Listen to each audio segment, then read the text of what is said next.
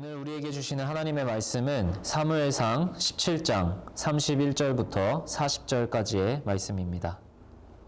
각자의 자리에서 한 목소리로 함께 읽겠습니다. 어떤 사람이 다윗이 한 말을 듣고 그것을 사울에게 전하였으므로 사울이 다윗을 부른지라. 다윗이 사울에게 말하되 그로 말미암아 사람이 낙담하지 말 것이라. 주의 종이 가서 저 블레셋 사람과 싸우리이다 하니 사울이 다윗에게 이르되 내가 가서 저 블레셋 사람과 싸울 수 없으리니 너는 소년이요 그는 어려서부터 용사임이니라. 다윗이 사울에게 말하되 주의 종이 아버지의 양을 지킬 때에 사자나 곰이 와서 양떼에서 새끼를 물어가면 내가 따라가서 그것을 치고 그 입에서 새끼를 건져내었고 그것이 일어나 나를 해하고자 하면 내가 그 수염을 잡고 그것을 쳐 죽였나이다. 주의 종이 사자와 곰도 쳤은즉 살아계시는 하나님의 군대를 모욕한 이 할례 받지 않은 블레셋 사람이리까 그가 그 짐승의 하나와 같이 되리이다.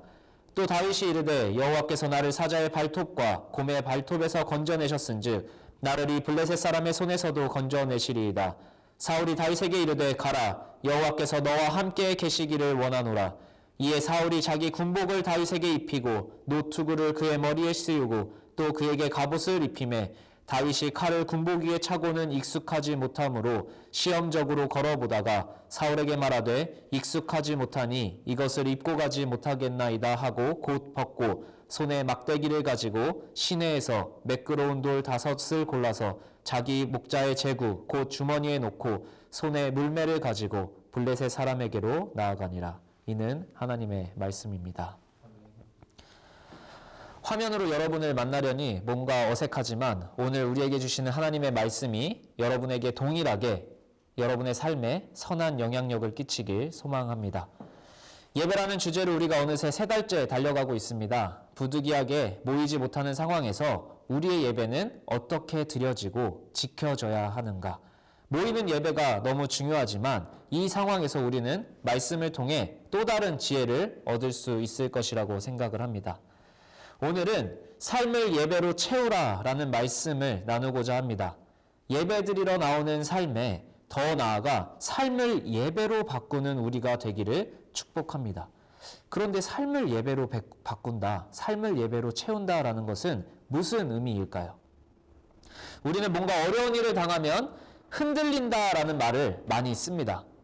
그게 신앙이 되었든 자신의 미래가 되었든 직업이 되었든 흔들린다라는 것은 그것을 지탱하고 있던 무언가가 불안정해진다라는 것입니다. 내가 본래 믿고 있던 것을 더 이상 믿지 못하게 된 것입니다. 그러면 바로 그 사람에게는 두려움이 찾아오게 되어 있습니다. 우리 모두는 두려움을 경험해 보았을 겁니다. 아무리 하나님을 믿는다고 하더라도 우리는 흔들리고 두려움을 느낍니다. 흔들리지 않는 하나님을 믿는데 하나님을 믿는 믿음이 흔들리는 것입니다. 교회를 다니고 하나님을 믿어도 세상이 두렵다면 하나님을 도대체 믿는 유익은 무엇일까? 아니면 무언가 그 두려움을 이기는 믿음이 불완전한 것인가? 그 질문에 대한 답을 오늘 말씀을 통해 한번 찾아가면 좋겠습니다. 여러분, 우리는 보통 언제 두려움을 느끼나요? 내가 컨트롤할 수 없는 상황이 닥치면 그렇습니다. 지금 코로나 바이러스로 인해 몸이 약한 사람들은 건강에 대한 두려움을 느낄 수 있습니다. 정부는 아무리 열심히 통제하려고 해도 통제되지 않는 상황으로 두려움을 느낄 수 있습니다. 정치인들은 이 위험한 상황에 정권을 유지할 수 있을까라는 두려움을 느낄 수 있습니다. 수많은 자영업자들, 프리랜서들은 컨트롤할 수 없는 상황에서 경제적인 두려움을 느낄 수 있습니다. 그렇다면 사람은 스스로 컨트롤할 수 없는 이 상황에서 그저 두려워하며 살아야 하는 것인가? 이 상황을 버티고 이겨낼 방법은 전혀 없는 것일까? 이전에도 이야기했지만 사람이 무엇을 두려워한다라는 것은 자기가 무엇을 믿고 있는지 보여주는 것이라고 말씀드렸습니다. 많은 사람이 그것을 두려워한다고 해도 모든 사람이 그것을 두려워하는 것은 아닙니다. 누군가는 그것에 대해 전혀 두려움을 느끼지 않기도 합니다. 다윗이 그랬습니다. 모든 사람이 골리앗을 두려워할 때 그러나 다윗만큼은 골리앗을 두려워하지 않았습니다. 왜 그랬을까요? 그는 골리앗보다 하나님을 두려워했고 골리앗의 힘과 무기보다 하나님의 힘을 믿고 있었습니다. 어떻게 그는 그럴 수 있었을까요? 아이를 키우면서 어떻게 이 아이를 건강한 사람으로 키울지 많은 고민을 하게 됩니다. 그래서 육아책도 많이 보고 육아 강의도 많이 들었는데 그런 것을 공부하면 공부할수록 좋은 부모 밑에서 좋은 아이가 자라나는 것 같습니다. 좋은 부모가 아이를 지지해 줄수록 아이의 자존감은 높아지고요. 자존감이 높아지면서 실패를 두려워하지 않고 성취할 때까지 시도하는 힘이 생긴다라고 합니다. 그래서 좋은 부모가 되어야지라는 생각을 참 많이 하게 되는 것 같습니다. 그렇다면 그 담대한 믿음으로 골리앗 앞에 섰던 다윗은 좋은 집안에서 좋은 교육을 받았을까요? 훌륭한 부모 밑에서 건강한 가정교육과 신앙교육을 받아서 그렇게 담대할 수 있었을까요? 오늘 그 다윗에 대한 오해를 한번 깨치고 그 다윗을 통해 우리는 어떻게 이 세상을 두려워하지 않고 이길 수 있는지 한번 나눠보도록 하겠습니다. 첫 번째 주제입니다. 불공평한 대우를 받는 다윗입니다. 다윗의 삶을 보면요, 여러분, 누구보다 상처투성이의 인생을 살아온 사람입니다. 다윗은 8명의 아들이 있는 집에 막내로 태어났어요. 근데 어느 날 이스라엘의 새로운 왕을 찾고 기름을 붓기 위해 사무엘이 다윗의 집에 찾아옵니다. 첫째 형부터 차례대로 사무엘이 기름 부을 적합자를 찾고 있었는데 7명의 그 형들을 다 알아보아도 하나님은 적임자가 아직 나타나지 않았다라고 말씀하십니다. 사무엘이 아들 다 온 거 맞냐고 아버지에게 묻자 그제서야 그 아버지 이새는 아직 막내 아들이 남았습니다 라고 이야기를 합니다. 자, 그런데 여기서 막내라는 단어는요, 히브리어로 카탄이라는 단어인데 어린, 무가치한, 무의미한이라는 단어에서 파생한 단어입니다. 다윗은 가족에게 관심과 사랑을 받는 존재가 아니었던 겁니다. 그가 사는 세상은 무가치한 존재로 자신을 생각하는 세상 속에서 살고 있었던 겁니다. 가족에게 잊혀진 채로 혼자 양이나 치고 살고 있었던 겁니다. 그러던 어느 날 블레셋이 그 이스라엘에 쳐들어왔습니다. 다윗의 형 3명도 장남부터 차례대로 전쟁에 참여합니다.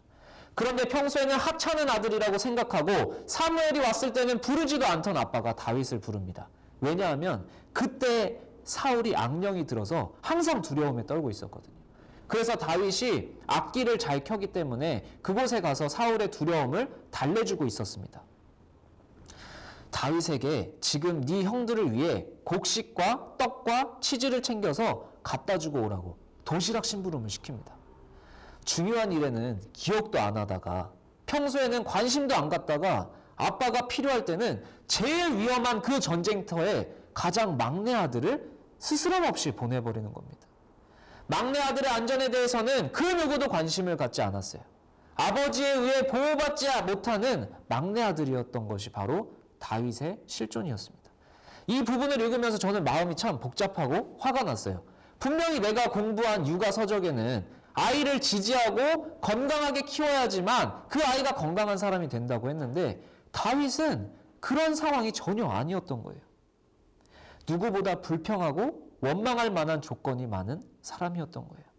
마땅히 사랑받아야 될 사람에게도 사랑받지 못했고 마땅히 보호받아야 될 사람에게도 보호받지 못하는 다윗. 항상 차별받았고 가족들에게는 찬밥 신세였습니다.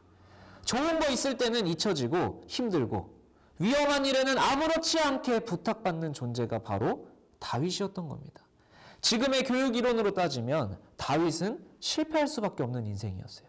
불공평한 세상과 사랑과 인정도 없는 세상을 향해 따지고 욕하고 신세 한탄해도 누구나 동의하고 다윗의 편을 들어줄 수 있는 그런 상황에 살고 있었던 거죠.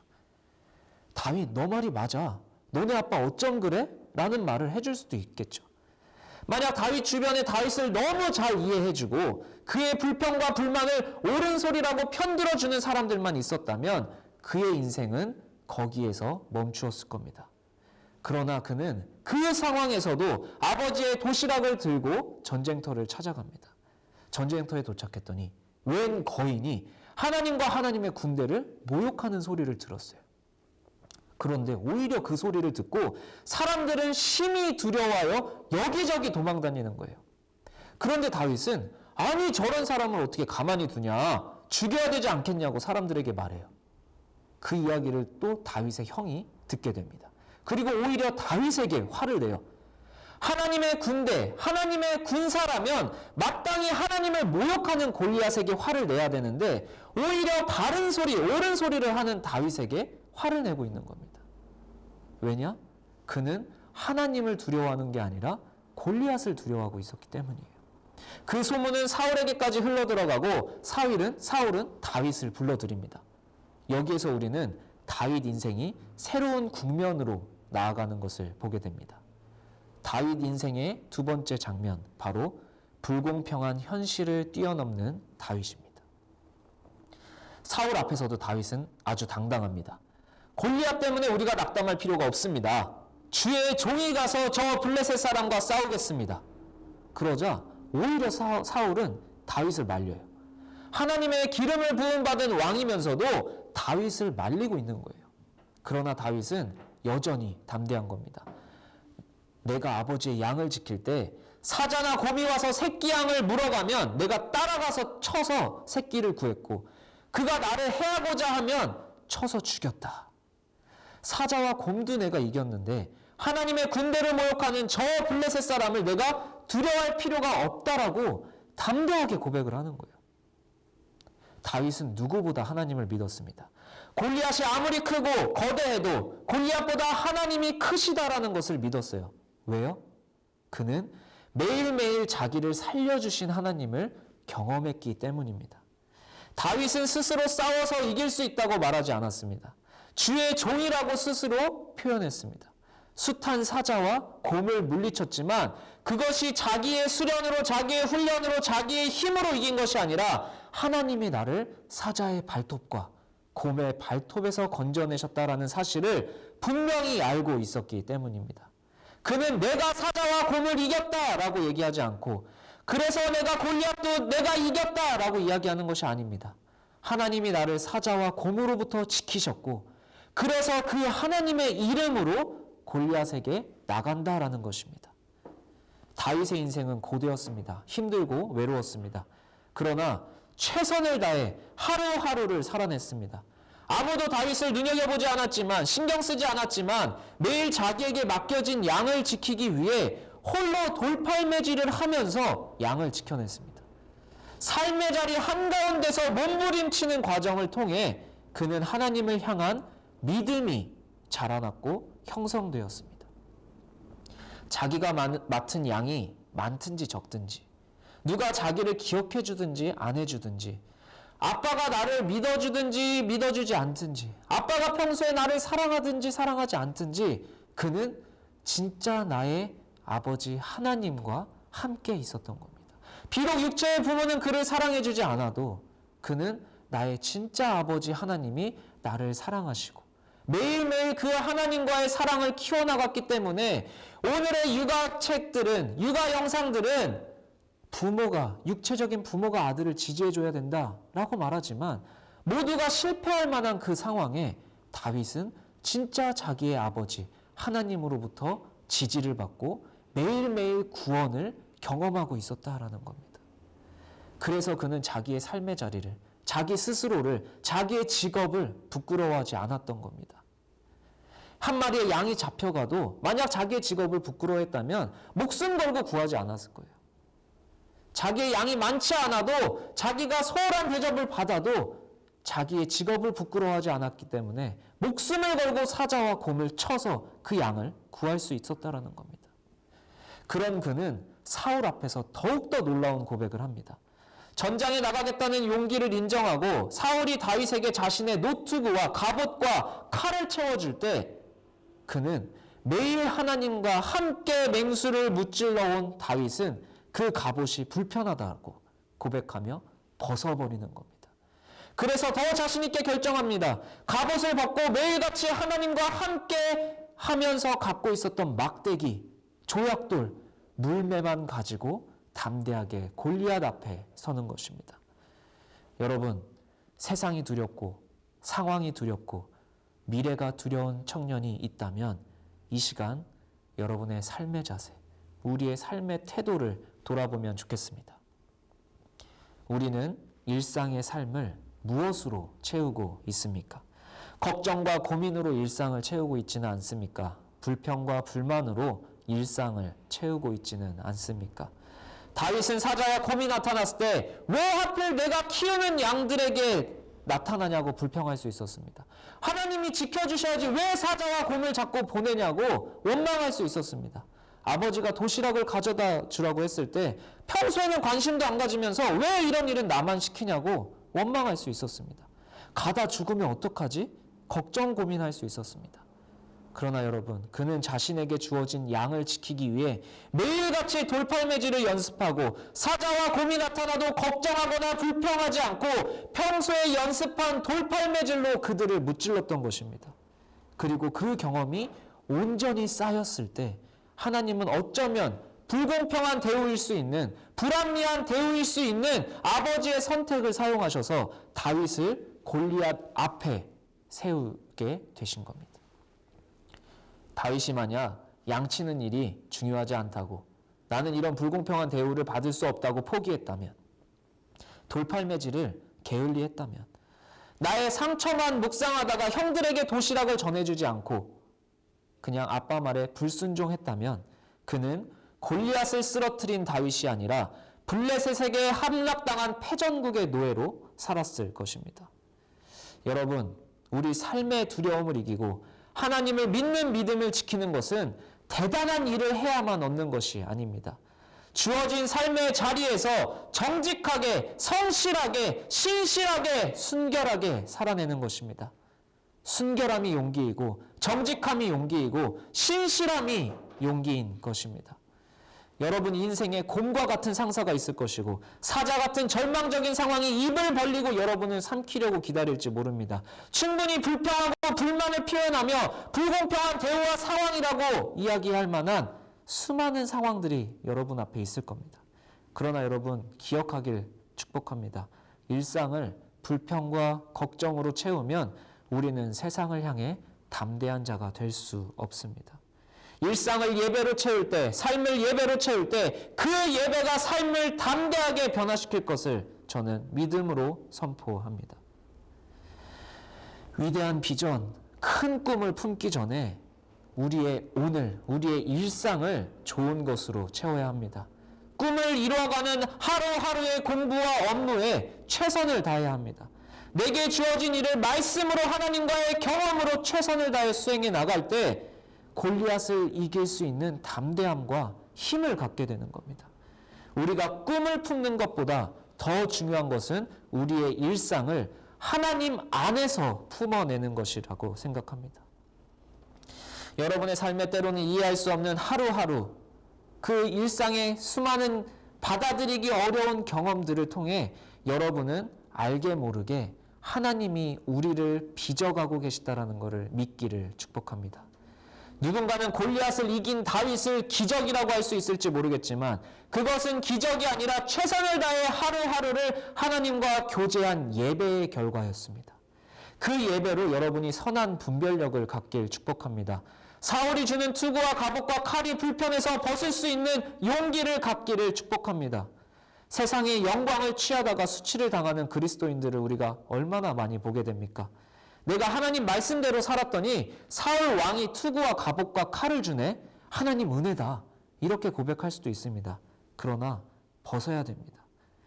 사울 왕과 이스라엘이 골리앗을 두려워한 이유는 그들이 가진 갑옷과 무기보다 골리앗의 갑옷과 무기가 더 크고 대단했기 때문입니다. 세상을 이기겠다고 하면서 세상의 무기만 가지려고 한다면 우리는 또다시 세상이 주는 두려움에 빠질 수밖에 없습니다.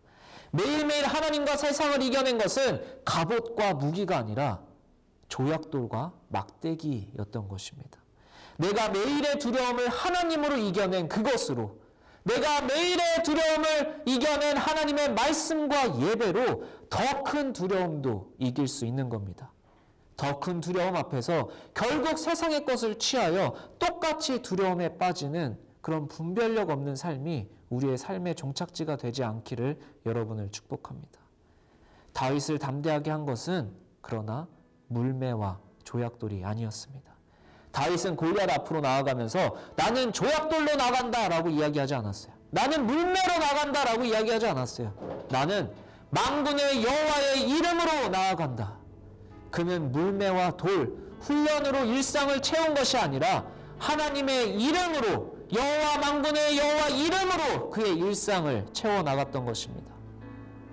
하이청년부 여러분, 우리는 상당히 어려운 상황에 놓여 있습니다. 생각지도 못한 전염병으로 인해 학생들은 공부의 자리에 있기 어렵습니다.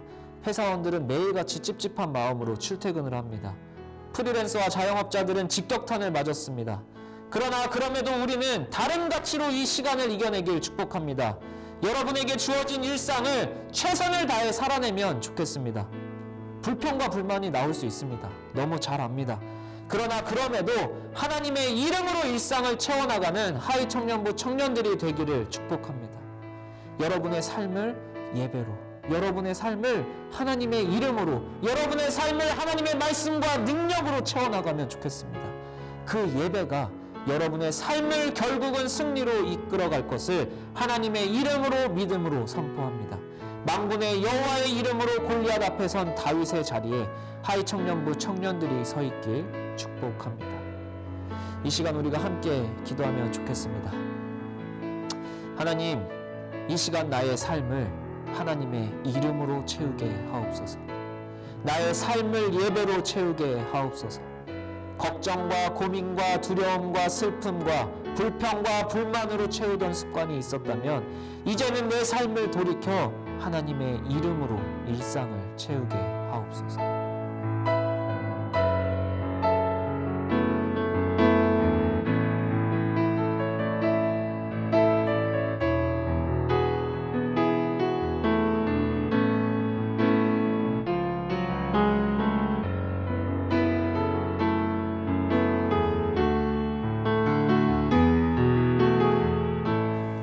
두 번째로 기도합니다.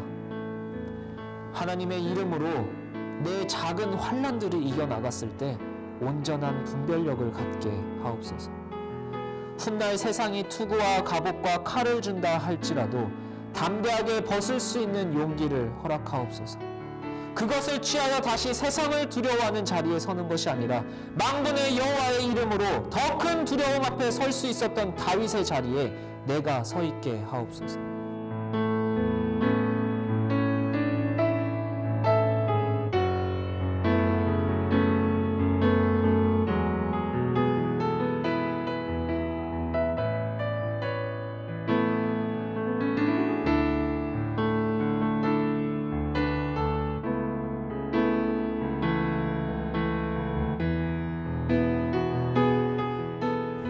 마지막으로 우리나라와 전 세계를 휩쓸고 있는 코로나 바이러스에 신음하는 환자들과 가족들뿐 아니라 경제적인 어려움, 일상이 무너진 수많은 청년들과 지체들이 있습니다. 하나님, 그들의 일상을 지켜주옵시고 이 나라를 지켜주옵소서. 또한 교회를 위해 함께 기도합시다. 일상을 예배로 채우는 만큼 모이는 예배를 소홀히 하지 않는 교회가 되게 해달라고, 예배의 자리가 회복되어 함께 삶을 나누는 회복의 자리를 경험하게 해달라고 함께 기도합시다.